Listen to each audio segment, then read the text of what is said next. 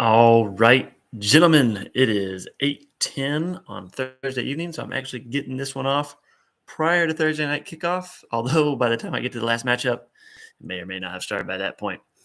We survived Bye-megadden last week where we had a ton of relevant fantasy teams off. We got another one coming up here in a week or two, but this week, not too bad. Delwyn and I both suffer our first losses of the entire season. It was on the same week last week. Not happy about it, but we'll recover and move on. Sorry, Derek. Looking for revenge here. Derek and Luke battled it out for Deandre Hopkins, and Derek takes it from his son by $1 Bob. Beat Luke out on the bid by one singular dollar. We'll see if that ends up mattering come the end of season. So let's get into it. So maybe we can get through this before the games kick off here in about 10, 15 minutes. Derek versus myself. I'm projected to win by 15, which I find a little surprising with I've liked Derek's team throughout this season. Let's see. Kenneth Walker currently hadn't practiced yet this week, so maybe he doesn't play. Gives me a little bit of a boost there. Loses Deshaun Watson for the week, but he doesn't really need him when he got Tua.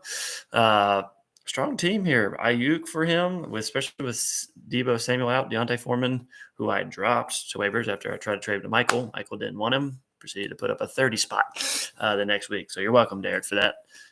Maybe gets a little competition with Roschon Johnson, maybe coming back into the fold this week. Help me out a little bit. Calvin Ridley has been disappointing, but could explode at any point. I still really like this roster. I definitely disagree with the projection of me beating him by that much.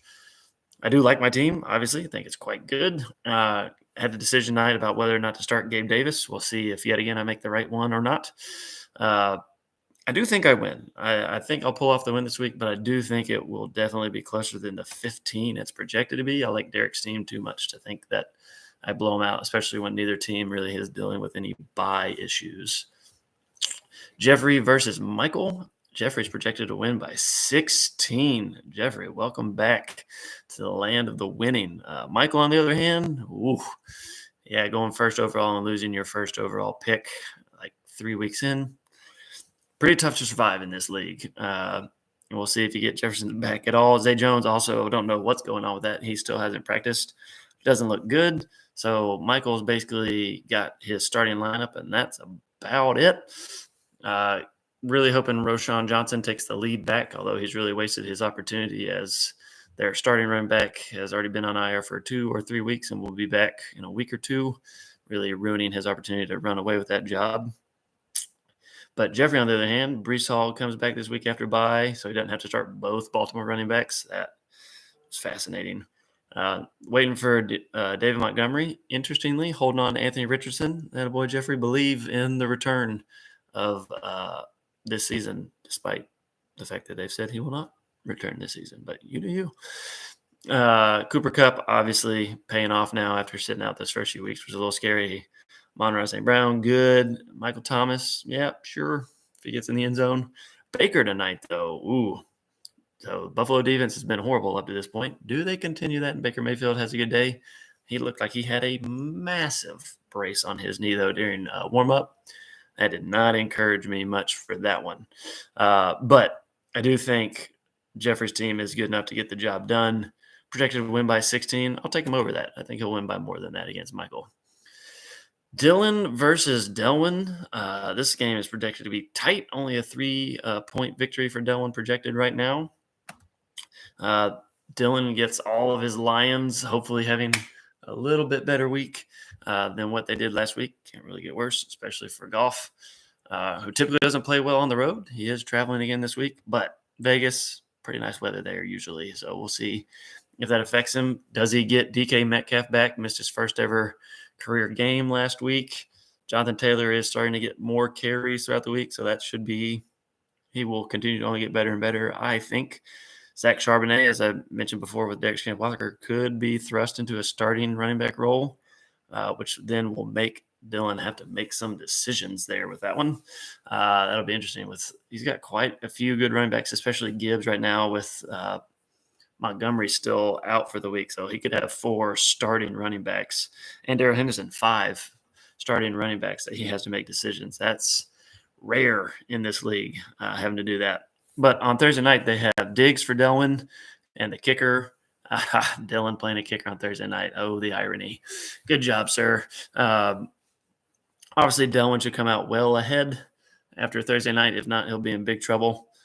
But Delwyn's real weakness is just his tight end and his flex, Johnu and Tank Dell. But Tank Dell has the ability to pop off at any point in time. Dylan definitely has way more depth. Too bad that doesn't help you on a week-to-week basis here with fantasy football. But Pollard still hadn't really lived up to expectation. Does that finally get going, or is Dallas offense really just not good because of who's calling the plays? I'm going to take Delwyn to win, but I do think it will be tight, but I'll take Delwyn to win it. Allen versus Ryan. Allen has Josh Allen and Mike Evans tonight, and then Ryan has his new pickup, Dalton Kincaid. Good pickup there, Ryan. The new starting tight end with Knox out on IR. I do like Mike Evans to have a huge night tonight. I think Mike Evans will go off, especially with how bad the Bills' defense has been, and I think Josh Allen is going to run a lot more tonight. He hasn't run as much. He's still QB1 fantasy-wise, despite how he hasn't seemed to have been good yet. So that tells you all you need to know about his abilities when he's his ceiling. But I do think he'll rush for a lot tonight, so I do think Allen has a big, big night tonight.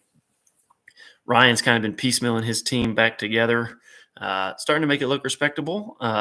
Allen's projected to win by 5. Allen will need a hefty lead after tonight as he has 2 studs going on as this game is just about to kick off.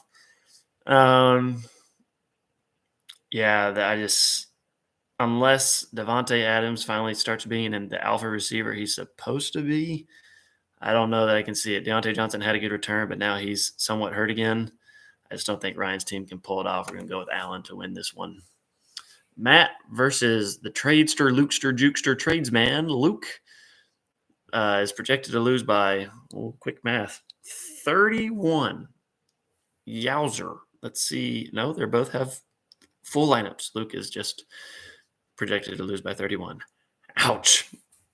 A-Chain should be coming back for him in about 2 weeks, so that wait is almost over for him. But he has decent running backs at this point, especially Kareem Hunt with Jerome Ford likely after this week. 2 starting running backs, so he's survived that. So he waits for A-Chain to come back from the trade. Christian McCaffrey, though, for Matt, I mean, there's not enough superlatives for that guy so far in fantasy and in real life. Truly should be in the real MVP conversation. Kirk Cousins, despite not having Jefferson, put up a massive Monday night performance, even primetime Kirk. He usually is not good in primetime, and he showed up and out in that one. Matt is having to start Amari DiMercato, though, as he waits for James Conner. Me and Barrett both know how that can go, but he did better last week. This ain't going to be close. Matt to the moon. Austin versus Barrett. This is projected to literally be Barrett by 0.1 points. Holy smokes. Thursday night-wise, just James Cook for Austin and nothing for Barrett. This is going to be an epic match. Prescott versus Mahomes. Mahomes versus Denver. He didn't put up a ton of points against Denver last time. I think that changes. Denver's defense is awful, and Mahomes is starting to figure it out. Eckler's been awful so far since the return, but Chicago defense, massive get-right spot. For Kamara, for Barrett, I mean, my goodness, the catches have kept him afloat. But I do think Jamal Williams will start to get more and more carries and the touchdowns, which means Kamara will be completely dependent on having 10-plus catches a game, which I don't think is sustainable. However, Jordan Addison starting to look like the rookie we thought he might be. The one long touchdown catch was insane. It should have been a pick, and he just literally grabbed the ball from the guy. Austin with a little bit more unknowns in Terry McLaurin, Devontae Smith, Jackson Smith, and Najuba. If the DK's back, I don't think you'll see near the repeat Jackson had. That's how Austin beat me last week. Boo.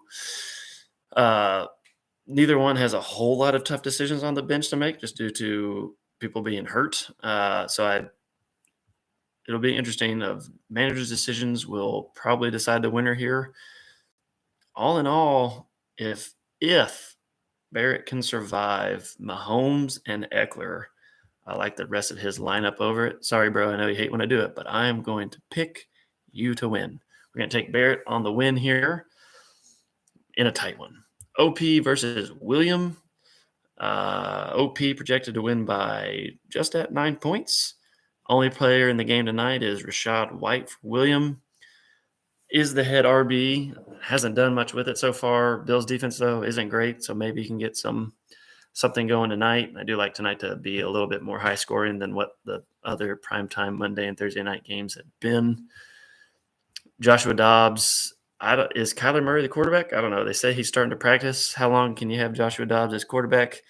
How long is Justin Fields for him going to be out? William could be in a tight spot real quick with that. Garrett Wilson, truly been disappointing. Hopefully Zach Wilson figures it out at some point. Craig Reynolds, about to lose a lot of value as well, but could still be good for this week, could survive with that. CeeDee Lamb finally came out, had a little party after having a terrible start to the year. Bijan Robinson, if you didn't know, is actually the story of the week in the NFL as he didn't play Sunday due to headaches, despite the fact that he did play, and then they gave him the ball on like the next to last play, and that was his only touch of the entire game. Falcons could be in big trouble for that, for not reporting injuries correctly. That will be fascinating to see how that story plays out. But surely that doesn't happen again. I think Bijan bounces back in a big, big way, despite the fact that Tennessee has a good run defense. Jalen Waddle could be the lead man for Miami. He's questionable right now, but Hill's questionable as well. Hawkinson, as long as he's healthy, is going to be a monster, especially for the tight end position. Ooh, and Keenan Allen, yep. As long as Matthew Stafford doesn't throw a ton of picks, I'll take OP to win this one. Rusty versus Mac for the final matchup. Mac is projected to win by 13. Neither one has any players playing tonight. Dad chose to bench Chris Godwin. That is bold. You must have some great receivers to be able to do so. Yeah, A.J. Brown, Amari Cooper, Jacoby Myers. Fair enough, Dad. You got some strong receivers there. Tough choices there to make on who you're going to start on a week-to-week basis. So bench Godwin. We'll see if Godwin pops off or not. Both teams have pretty good benches, honestly. Players that could start on a normal basis on a lot of teams, especially in this league. Javonte Williams for Mac. Josh Downs is starting to look strong. C.J. Stroud's had a heck of a rookie year. Treylon Burks for Dad might finally start playing. Jerome Ford, the starting running back, here in a week or two when he gets healthy again. Got a lot of decisions to have to make here moving forward for these two. So overall, I do like Mac's roster better. I never thought I'd say I liked Adam Thielen, but even though his team is awful, the man has been catching like 10 catches a game, putting up massive yards. What a renaissance for him. However, having to start two Steelers for Mac is tough. Najee and George Pickens, woof. But against Jacksonville, not a terrible matchup to have to do that. Rusty's team is sneaky good. He does get Derrick Henry back, but his quarterback's playing a tough defense.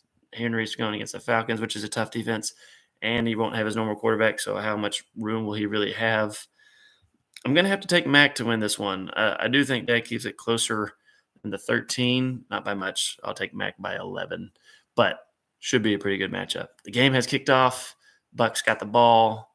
Let's see how the game goes, ladies and gentlemen. Have a great week.